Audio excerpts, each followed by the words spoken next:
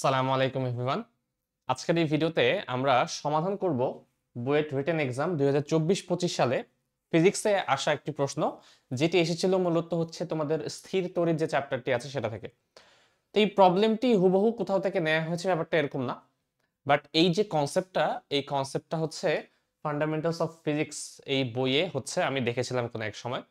তো যদিও এই প্রবলেমটা করার জন্য তোমাদের এই কনসেপ্টটা জানার কোনো প্রয়োজন নেই, খুবই ইজি একটা প্রবলেম, দুই লাইনের একটা দুইটা সূত্র ইউজ করলেই হয়ে যায়, যেটা তোমরা এমনিতেই জানো। বাট এটা ব্যাখ্যা করার জন্য আমি এই কনসেপ্টটা একটু আইডিয়া দেওয়ার তোমাদের ট্রাই করব। ঠিক আছে? তো প্রশ্নটা একবার পড়ে নিয়ে এখানে কি বলা আছে সেই প্রশ্নটার মোতাবেক আমরা হচ্ছে এটাকে সলভ করার চেষ্টা করব। তো প্রথমে প্রশ্নটা বলা আছে, দেখো 3.15 ইন্টু 10⁻⁻15 কেজি ভর, অর্থাৎ একটা নির্দিষ্ট ভরের একটি হচ্ছে অয়েল ড্রপ ছিল, একটা কি ছিল, একটা তেলের ফোঁটা, একটি তেলের ফোঁটা ছিল যার একটা নির্দিষ্ট ভর ছিল, এবং তার যে আধান সেই আধানটি হচ্ছে 10টি ইলেকট্রনের আধানের সমান। এবং এই যে অয়েলের যে ড্রপটা আছে, তেলের ফোঁটাটা, এই তেলের ফোঁটাটিকে আমি হচ্ছে দুইটা প্যারালাল প্লেটের মাঝখানে হচ্ছে যদি হচ্ছে ঝুলিয়ে রাখতে চাই, অর্থাৎ স্থির রাখতে চাই, সে যাতে করে উপরে বা নিচে মুভ করতে না পারে। তো সেই জন্য এই দুইটা পাতের মধ্যে কি পরিমাণ আমাকে ভোল্টেজ বা বিভব প্রয়োগ করতে হবে সেটা আমাকে বের করতে বলা হয়েছে। তো প্রশ্নটা এমনি কোনো কনসেপ্ট জানা ছাড়াও তোমরা যদি এই চ্যাপ্টার পড়ে থাকো, এই প্রবলেমটা এমনি তোমরা ট্রাই করে বের করতে পারবে। তো চলো আজকে আমরা এই প্রবলেমটা একটু সলভ করব।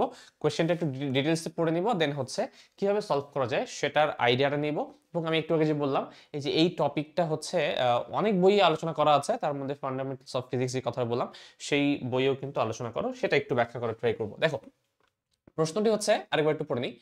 3.15 ইন্টু 10⁻⁻15 কেজি ভর, ভর দেয়া আছে।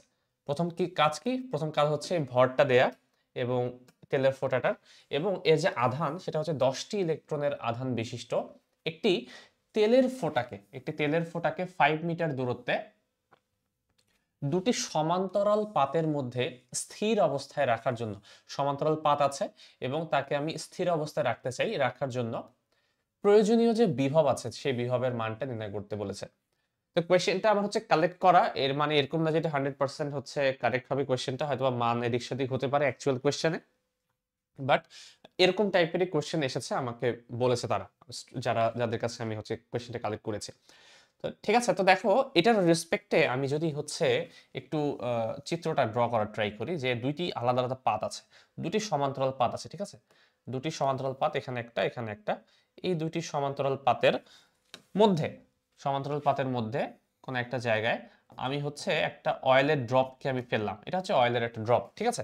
এই যে অয়েল ড্রপ আছে, একে যদি আমি হচ্ছে স্থির রাখতে চাই, সাসপেন্ডের অবস্থায় রাখতে চাই, সে যাতে করে উপরে বা নিচে মুভ করতে না পারে, এবং এটা একটা চার্জড পার্টিকেল, তাই না, এই অয়েলের ড্রপটা একটা চার্জড পার্টিকেল, এ হচ্ছে আশেপাশে যদি তুমি হচ্ছে বিভব পার্থক্য দাও একটা, তার কারণে কিন্তু সে উপরে বা নিচে যেতে পারে। তো আমি কল্পনা করছি এখানে যেহেতু বলা হয়েছে এর যে তোমার আধানটা সেটা হচ্ছে 10টা ইলেকট্রনের আধানের সমান, এবং এর তুমি ভর জানো। তো যেহেতু তুমি ভর জানো, অ্যাকচুয়ালি সে কিন্তু এর ভরের কারণে যে ওজনটা তার ক্রিয়েট হবে, সেই ওজনের কারণে সে নিচের দিকে পড়া স্টার্ট করবে। এখন তুমি যদি চাও এই জিনিসটা হচ্ছে নিচে না পড়ুক, এই যদি স্টেবল অবস্থা তুমি রাখতে চাও, স্থির অবস্থায় রাখতে চাও, তাহলে অবশ্যই তোমাকে বিপরীত দিক থেকে কোনো না কোনো ফোর্স তোমাকে দিতে হবে, যাতে করে সে এই দিকে তার ওজনের কারণে নিচের দিকে পড়ে না যায়, সে এক জায়গায় স্থির অবস্থায় থাকতে পারে। কি করা যায় তাহলে?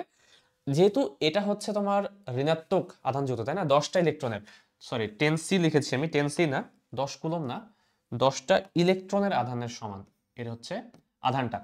তো যেহেতু এটা হচ্ছে মাইনাস চার্জ বিশিষ্ট ইলেকট্রন, যেহেতু মাইনাস আধান বিশিষ্ট, তো এটা হচ্ছে মাইনাস চার্জ বিশিষ্ট নেগেটিভ পার্টিকেল একটা। তো এখন আমি যদি এই জিনিসটাকে সাসপেন্ডের অবস্থায় এখানে রাখতে চাই, তাহলে বিপরীত দিক থেকে আমাকে কি করতে হবে? আমরা কি জানি সমধর্মী যে চার্জ আছে তারা পরস্পরকে বিকর্ষণ করে। তাহলে এইখানে যদি আমি একটা কাজ করি, একটা যদি ব্যাটারি সংযুক্ত করি, এবং যার কারণে আমি যার মাধ্যমে আমি হচ্ছে তোমার ভোল্টেজ সাপ্লাই দিব, সেটা এমনভাবে আমাকে কানেক্ট করতে হবে যাতে করে এই মাইনাস পার্টিকেলটা নিচের দিকে না আসে, উপরের দিকে একটা ফোর্স তার মধ্যে অনুভূত হয়, যাতে করে তার এমজিটাকে আমি হচ্ছে ব্যালেন্স করতে পারি। তো কিভাবে হবে? যেহেতু সে নিজে নেগেটিভ চার্জ যুক্ত, তাহলে এই পাশে ব্যাটারি আমি যদি ঋণাত্মক প্রান্ত, আর এই পাশে যদি ব্যাটারির ধনাত্মক প্রান্তকে আমি যুক্ত করে দিতাম, তাহলে এই ঋণাত্মক প্রান্তের কারণে আবেশ প্রক্রিয়ায় এই জায়গাটা হচ্ছে নেগেটিভ হয়ে যেত, এবং এটা হচ্ছে পজিটিভ হয়ে যেত। তো নেগেটিভ এবং পজিটিভ হওয়ার কারণে এখানে কি ঘটনাটা ঘটবে দেখো, এই নেগেটিভটা কিন্তু এই নেগেটিভ পার্টিকেলটাকে বিকর্ষণ করে উপর দিকে পাঠাবে। অপর দিকে কল্পনা করতে পারো এই যে পজিটিভ যে পার্টিকেলটা পাতটা আছে, এই পাতটা এই নেগেটিভ পার্টিকেলটাকে উপরের দিকে টানার ট্রাই করবে। অর্থাৎ তার উপর একটা আপওয়ার্ড একটা ফোর্স তৈরি হবে, যে ফোর্সটাকে আমরা বলতেছি হচ্ছে ইলেকট্রোস্ট্যাটিক ফোর্স, তাই না? এফই দ্বারা এটাকে প্রকাশ করতে পারি। এখন এই এফই আর এই এমজি যদি ইকুয়াল হয়ে যায়, এই চার্জ যে পার্টিকেলটা আছে তোমার তেলের ফোঁটাটা, সে কিন্তু কোথাও মুভ করবে না, সে স্থির অবস্থায় থাকবে। তো এটাই হচ্ছে মেইন কনসেপ্টটা। তো এই যে কনসেপ্টটা, তেলের ফোঁটা দুইটা আলাদা আলাদা পাতের মাঝখানে তেলের ফোঁটাকে রেখে এক্সপেরিমেন্টটাকে অনেকদিন আগে করা হয়েছিল, প্রায় 1900 সালের দিকে, আমার এক্সাক্ট ডেটটা মনে নেই। এটাকে বলা হয় মিলিকান, মানে ওই লোকটার নাম যে করেছে oil drop experiment. Exactly same জিনিসটাই সে করেছে, ঠিক আছে? কি করেছে? সে হচ্ছে দুইটা পাত নিয়েছে, একটা হচ্ছে আরেকটার সাথে সমান্তরালে রাখা, এবং এখান থেকে হচ্ছে অয়েলকে ড্রপ আকারে ফেলে দেওয়া হচ্ছে, এবং অয়েলটা আগে থেকে চার্জড অবস্থায় ছিল। দুই পাশে হচ্ছে আমি হচ্ছে চার্জ করার জন্য একে একটা ব্যাটারির সাথে কানেক্ট করে দিয়েছি, যাতে করে দুইটার মধ্যে, দুইটা পাতের মধ্যে একটা হচ্ছে ভোল্টেজ বা পটেনশিয়াল একটা ডিফারেন্স তৈরি হয়, বা ভোল্টেজের একটা পার্থক্য দেখা যায়। এই পার্থক্যের কারণে এর মধ্যে একটা আপওয়ার্ড একটা ফোর্স তৈরি হবে, যেই ফোর্সের কারণে এই পার্টিকেলটা অ্যাকচুয়ালি হচ্ছে এক জায়গায় ব্যালেন্সড অবস্থায় থাকবে। এবং ব্যালেন্স অবস্থায় যখন থাকে, তখন যদি তুমি কোনো না কোনোভাবে যদি এই পার্টিকেলটার ভরটা নির্ণয় করতে পারো, তাহলে কিন্তু ফোর্স ব্যালেন্স থেকে তুমি নির্ণয় করতে পারবা এর চার্জ কত। অ্যাকচুয়ালি আমরা যে এখন ইউজ করি, আমরা যে জানি যে ইলেকট্রনের যে আধানের মান 1.6 ইন্টু 10⁻⁹, সেটা অ্যাকচুয়ালি এই যে এক্সপেরিমেন্টটা থেকে কিন্তু প্রুফ করা গেছে। এই এক্সপেরিমেন্টের থেকেই ফাইনালি হচ্ছে ইলেকট্রনের আধানের মান কত সেটা বের করা হয়েছে, এবং সেটা এই সেটআপের মাধ্যমে, এই এক্সপেরিমেন্টের মাধ্যমে। ওই এক্সপেরিমেন্টের সম্পর্কে তোমরা যদি পড়তে চাও, ওই বইটাতে তোমরা দেখতে পারো, যে বইয়ের কথা আমি বললাম, অথবা তুমি গুগলে সার্চ দিও, তুমি জাস্ট এই নামটা লিখে সার্চ দাও, তাহলে হচ্ছে এই ফুল এক্সপেরিমেন্টটা কিভাবে করা হয়েছে সেটা তুমি আইডিয়া পেয়ে যাবে। এখানে খুব সুন্দর সুন্দর কিছু জিনিস আলোচনা করা আছে, কারণ এই এক্সপেরিমেন্ট করার জন্য তোমার কিছু কিছু জিনিসের আইডিয়া লাগবে। যেমন হচ্ছে আমি বললাম যে ইলেকট্রোস্ট্যাটিক, যেটা হচ্ছে স্থির তড়িতের আইডিয়া লাগবে তোমার, এখানে কিভাবে এই এফই বলটা তৈরি হচ্ছে সেটা আইডিয়া লাগবে। প্লাস হচ্ছে এই ভরটাও কিন্তু ডিরেক্ট তারা বের করেনি। এই মিলিকান যে বললাম আমি, তা সে এবং তার এক সহযোগী ছিলেন, দুজন মিলেই হচ্ছে এক্সপেরিমেন্টটা করেছে।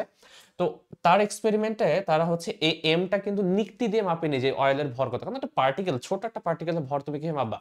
অত ছোট আসলে ভর বা নিক্তি সেই সময় আবিষ্কার হয়নি তো সূক্ষ্ম পরিমাপ করার জন্য। তো তারা করেছে যেটা, সেটা হচ্ছে তোমাদের একটা চ্যাপ্টার আছে 7th অধ্যায় ফিজিক্স ফার্স্ট পেপারে, প্রবাহী পদার্থ, অর্থাৎ স্থিতিস্থাপকতার ঠিক পরের পার্টটা, যেটা শর্ট সিলেবাস নাই তোমাদের, বাট ওই সিলেবাসে ওই জায়গায় হচ্ছে একটা টপিক দেয়া আছে, সান্দ্রতা বা প্রান্তবেগ নামে একটা কনসেপ্ট দেয়া আছে। ওই প্রান্তবেগের কনসেপ্টটা ইউজ করে এই ভরটা কিন্তু বের করা যায়, যেটা ওই বইয়েও, আমাদের বইগুলোতেও কিন্তু আলোচনা করা হচ্ছে। তো সেই কনসেপ্টটাকে ইউজ করে তারা প্রথমত এই অয়েল পার্টিকেলটার ভর বের করেছে। ভর বের করার পর এই দুইটা ফোর্স ব্যালেন্স করে দেন হচ্ছে আধানের মান বের করে সেখান থেকে ইলেকট্রনের চার্জ কত হতে পারে সেটা হচ্ছে ফাইনালি তারা প্রুফ করেছে যে 1.6 ইন্টু 10⁻⁹ কুলম্ব হওয়া উচিত, ঠিক আছে? তো এই হচ্ছে এক্সপেরিমেন্টের তথ্য। বাট এই ম্যাথটা করার জন্য তোমার এত কিছু জানার দরকার নেই। তো আমি যতটুকু চিত্র বুঝিয়েছি, ততটুকু চিত্র যদি বুঝতে পারো, ম্যাথটা ইজিলি সলভ করা যাবে। বাট আমি তোমাদের জন্য, ভবিষ্যতে যারা পরীক্ষা দিবে তাদের জন্য হচ্ছে আমি এই লাইনটা লিখে গেলাম, যাতে করে তোমরা নিজ উদ্যোগে এটা হচ্ছে একটু পড়াশোনা করতে পারো, জানার জন্য শুধু, ঠিক আছে? কিভাবে এই এক্সপেরিমেন্টটা করা হয়, এখানে কোন কোন কনসেপ্ট ফিজিক্সের আছে সেই জিনিসগুলো দেখার জন্য। চলো প্রবলেমটা আমরা সলভ করবো। এখানে বলা আছে যে এম ভরের একটা অয়েল পার্টিকেল, তাকে আমি স্থির অবস্থায় রাখতে চাই এবং তার আধান দেওয়া আছে। আমি বোঝালাম যে এই ওজনটাকে হচ্ছে ব্যালেন্স করার জন্য আমাকে আপওয়ার্ড একটা ফোর্স লাগবে, যে ফোর্সটা অ্যাকচুয়ালি হচ্ছে আমি এই যে আধান আছে, আধানকে বিকর্ষণ করে কুলম্ব বল থেকে পাবো, ঠিক আছে? তো তার জন্য কি পরিমাণ ভোল্টেজের ডিফারেন্স এখানে থাকতে হবে, বিভব পার্থক্য, এই ভিটাকে আমাকে বের করতে হবে। তো এই ভিটা বের করার জন্য আমরা এক কাজ করি, প্রথমত হচ্ছে ফোর্স ব্যালেন্স করে নিই। তো এখানে হচ্ছে ডাব্লিউ বলতে পারি, এটাকে আমি ডাব্লিউ, আর এটাকে তুমি কি বলতে পারো, আশা করি তোমরা জানো, এটা এফ সমান হচ্ছে কিউ ই বলা যায়, তাই না? এফ সমান কিউ ই, যেখানে ই হচ্ছে ইলেকট্রিক ফিল্ড ইন্টেন্সিটি, তড়িৎ প্রাবল্য, এবং কিউ মানে হচ্ছে এই যে তোমার অয়েলের ফোঁটাটা আছে তার আধান। তাহলে আমি বলতে পারি, যদি এই ফোঁটাটা সাম্যাবস্থায় থাকতে চায়, তাহলে সাম্যাবস্থায় থাকতে চাইলে সাম্যাবস্থায় সাম্যাবস্থায় কোন ঘটনাটা ঘটবে, সেটা হচ্ছে এফ ই আর ডাব্লিউ ইকুয়াল হয়ে যাবে। তাহলে এফ ই ইকুয়ালস টু হচ্ছে ডাব্লিউ। তো এখানে এফ ই এর পরিবর্তে আমি বলতে পারি কিউ ই সমান হচ্ছে ডাব্লিউ সমান এম জি। দেখো এম এর মান দেয়া আছে, জি তো আমি জানি মুখস্থ কি জিনিস, কিউ এর ভ্যালু দেয়া আছে, আমার ই বের হয়ে যাবে, বাট আমাকে ই বের করতে বলেনি, আমাকে বের করতে বলেছে ভি। তাহলে ভি এর সাথে ই এর কিন্তু একটা সম্পর্ক আছে, আশা করি তোমরা জানো যে একটা জায়গায় যদি কোনো একটা স্থানে যদি তোমার তড়িৎ প্রাবল্য সৃষ্টি হয়, দুইটা পাতের মধ্যে এখানে সৃষ্টি হচ্ছে, তাহলে এই দুই জায়গায় কি পরিমাণ ভোল্টেজ প্রয়োগ করতে হবে সেটা কিন্তু আমরা এই ডিস্টেন্স থেকে এবং ই থেকে বের করতে পারি, তাই না? সূত্রটা কি ছিল আশা করি মনে আছে তোমাদের, যে ভি সমান হচ্ছে ই ইন্টু ডিস্টেন্স, যদি এই ডিস্টেন্সটা হচ্ছে আমি ডি বলি, ঠিক আছে? যদি দুইটা আলাদা আলাদা জায়গার মধ্যে হচ্ছে ডি ডিস্টেন্স হয়, দুইটা তোমার এর মধ্যে যদি হচ্ছে আমি ই পরিমাণ ইলেকট্রিক ফিল্ড ইন্টেন্সিটি প্রয়োগ করি, তাহলে এই দুইটা পয়েন্টের মধ্যে যে ভোল্টেজের মানটা সেটা হচ্ছে ভি সমান ইডি, এটা থেকে বের করতে পারি। তাহলে ভি, আমি যদি ভি বের করতে চাই অ্যাকচুয়ালি, তাহলে এই ই এর পরিবর্তে আমাকে কি বসাতে হবে, আমি ই সমান তাহলে বলতে পারি ভি ডিভাইডেড বাই ডি। তাহলে এই জিনিসটা এখানে আমি একটু পুট করি, তাহলে এখানে আসে কি কিউ, আর ই এর পরিবর্তে আমি বসাবো V divided by D equals to হচ্ছে এম জি। তাহলে অর্থাৎ তোমার ভি এর যে ইকুয়েশনটা আসছে, আমি এখানে লিখি, বড় এপাশে লিখি, সেটা হচ্ছে ভি সমান আমার যেটা ভোল্টেজ বের করতে বলা হয়েছে M G D by Q. তাহলে M G D divide by Q. তো সবগুলো ভ্যালু আমার জানা আছে, আমি জাস্ট বসিয়ে দিব।